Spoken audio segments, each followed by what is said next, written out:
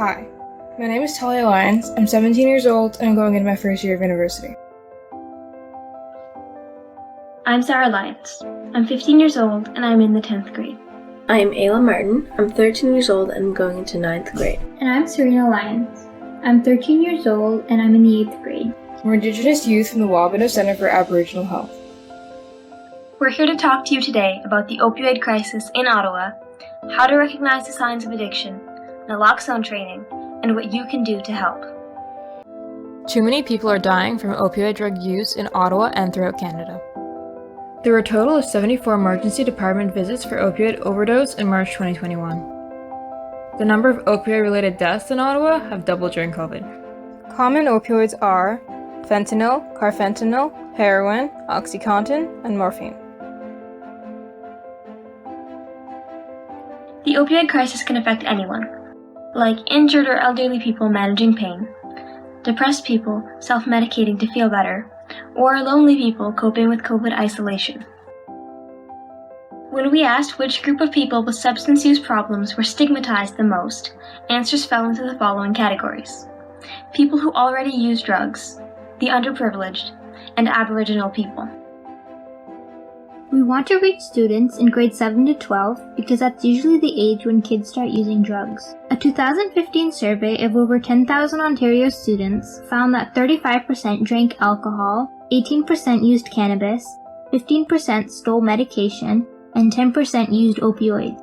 School closures, isolation, and loneliness have caused a 70 to 100% increase in local hospital rates for teen depression, suicidal thoughts, anxiety, eating disorders, and overdoses, because mental health disorders and substance use go hand in hand. Opioid addictions could become much more common in Ottawa schools and across Canada. The best way to help someone who is showing signs of addiction is to talk to them and listen to what they have to say without getting angry, blaming, or shaming them. Encourage them to eat better, exercise more, and to manage the pain with help of healthcare professionals. Ask them not to do drugs alone, and definitely not to mix them with other drugs or alcohol. Ask them to carry naloxone at all times. It's free from pharmacies and they will train you right there. And finally, build their self-confidence through positive feedback.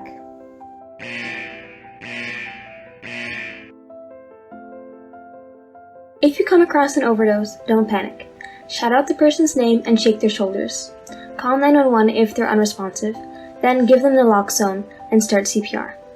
If the naloxone is not working, give them some more every 2 to 3 minutes until help arrives. Don't forget to place them in recovery position. We've come up with the acronym SWANS to recognize the symptoms of addiction before it's too late. S, sleepiness, W, withdrawing socially, A, anxiety, N, nausea, and S, sudden mood swings. As Indigenous people, we think of swans as a symbol of grace, beauty, purity, strength, wisdom, and healing. Right now, stigma is causing people to use opioids in secret and overdose alone. Stigma is discrimination against a person or a group of people based on inaccurate beliefs, such as they're to blame for lack of self-control. For example, Indigenous people are often stigmatized by society. As long as people are more afraid of losing the love and respect of others, they'll end up losing their lives instead. We need to reduce stigma so that people will stop hiding their use, and the people around them will be more aware of the problem. This way, they'll be more likely to get help before they die from an overdose. Naloxone is free from pharmacies, and they will train you once you pick up a kit. It comes in 2 forms generally, but we're using the nasal spray, which is more suitable for teens and people who aren't as comfortable using syringes. Each kit has 2 doses, and each dose can be used only once. If I were to administer it into someone who wasn't undergoing overdose, it would have no effect at all. So if I were to administer it to myself right now, it wouldn't affect me because I don't have any opioids in my system, which is one of the great things about naloxone, is it's very safe. So if I were to administer it to one of you right now, there would be no effect. You wouldn't feel anything. But for someone who is undergoing actual overdose, it would reverse the effects that I just told you. Signs and symptoms of an overdose are skin color changes, for example, a bluish tint, irregular pulse, abnormal breathing, and unconsciousness. Everyone with a health card is allowed one free naloxone kit per year, but if your kit is used, an exception can be made. We'd like to thank the Findlay Creek Shoppers Drug Mart for training us and agreeing to let us film. Meet Charlotte Smith, 32-year-old former opioid user and a current PhD student at Carleton University. Charlotte was adopted as a baby and grew up in various foster homes. She was abused by her adoptive family, became homeless as a teen, and ended up in jail while using opioids. Now, she lives on a farm and spends her time with her horse Stella. How did you get started using opioids? A friend of mine gave me some, and I didn't know what they were. I just thought they were just, pills. I was already taking different kinds of drugs, so I didn't think anything of it. But I didn't realize that they were addictive. In that case, it was OxyContin, so my friend's mom was being prescribed them, so my friend would then give them to me, and I just found they helped me work better and things like that, and they helped me not think about traumatic events from my past. But I didn't realize until the first day I didn't take them, when I got really sick because I didn't have them, I didn't realize that I was actually addicted to them. What impact did they have on your life? Opioids had a significant impact on my life. Like, I think before, since my parents kicked me out when I was 15, I'd always used different kinds of party drugs every day. But I really felt like things took a steeper downhill turn after opioids, and sort of I got involved with crack and those kind of things. To sustain my substance use, I did sex work and shoplifting. Mostly. That was my primary way. I mean, it would have been nice to not do those things, but there wasn't really an alternative. I mean, I was on OW, which is social assistance sometimes, but it's very difficult even to maintain your social assistance when you're using opioids and things like that, because there's a lot of paperwork involved and requirements in order for you to stay on it. And if you don't meet those, which sometimes you're incapable filling out paperwork and things like that, they keep cutting you off, right? And even then, the amount of money they give you isn't really enough to live. It's not enough for your rent, it's not enough for food, and it's definitely not enough to cover your substance use if you have an issue with that. I mean, my relationship with my family was already non-existent. My relationship with my friends, I mean, I started having different friends, right? I began to have friends who used opioids and who were, caught up in that. And some of them were really great and some of them weren't, like any social group. But one of the biggest impacts of opioids in my life was the amount of friends that I've lost because of the poison opioid supply, which happened right after they cracked down and they stopped prescribing so many pills and fentanyl patches and things like that. Prescription opioids, people were still addicted to them.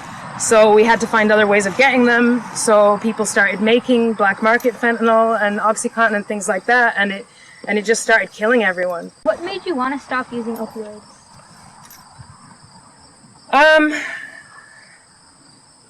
I thought I had been at rock bottom for a long time. I'd been living on the streets for 3 years. And it was just getting harder and harder to survive. Like, you can only, I'd say you can only shoplift and, engage in sex work for substance use for so long before it just really, really, really takes a toll. And for me, not everyone, some people can do it manageably and sustainably, but for me, I was just getting more and more, doing more and more drastic, dangerous things to keep myself in substance use.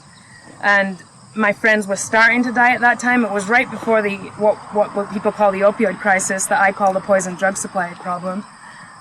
It was right before that, so I was just starting to see my friends die of things like AIDS because they couldn't access treatment and things like that.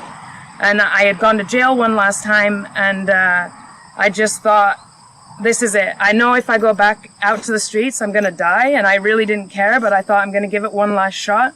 So I came out to a rural area, and I actually ended up getting a job working with horses.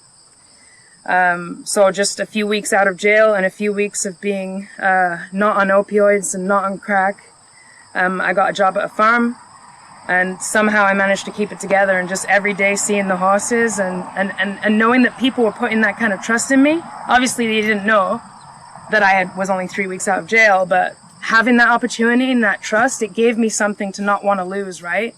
Like, whereas when I was sitting on jail or sitting on the streets or in a shelter, I didn't have anything to lose. I didn't care if I died.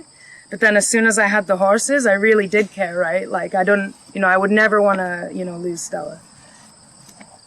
I'm not using opioids, and I've never relapsed with them. I relapsed with other types of drugs. Right now I'm just finishing my master's, and I hope to go on to do my PhD. And I want the study topic to be homeless young people and horses, and seeing how horses might be able to help young people the same way it did for me. So yeah, that's where I am today, spending a lot of time with horses, spending a lot of time not using opioids, and a lot of time grieving for friends that I've lost, and a lot of time hoping that things change and trying to advocate for change. Things like safe supply. My friends who are out there using parts of the poison drug supply right now, and every day more and more of them are dying. I just hope that we can, as a society and community, just come to the agreement that these people, all people, deserve the best chance at life. And for some people, the best chance at life involves providing them with the substances they need to get through their day, and substances that are safe and not poisoned. As difficult it is, please try to not use alone, and try to use as safely as possible. Find some resources that can teach you about safe use. Get the right tools, use the safest methods you can find, and use in company. Especially if you can be around other people who aren't using, but who are willing to support you and provide a safe space. That's wonderful. And as well as in those moments where you're thinking you don't want to use anymore, reach out and get help. Try to get help, because as hard as it is, it's never too late. And it's worth trying. Ignoring the problem won't make it go away. Remember, you can't stop people from using drugs, but you can have people feel more comfortable talking about opioids and teach them how to look for signs of a problem.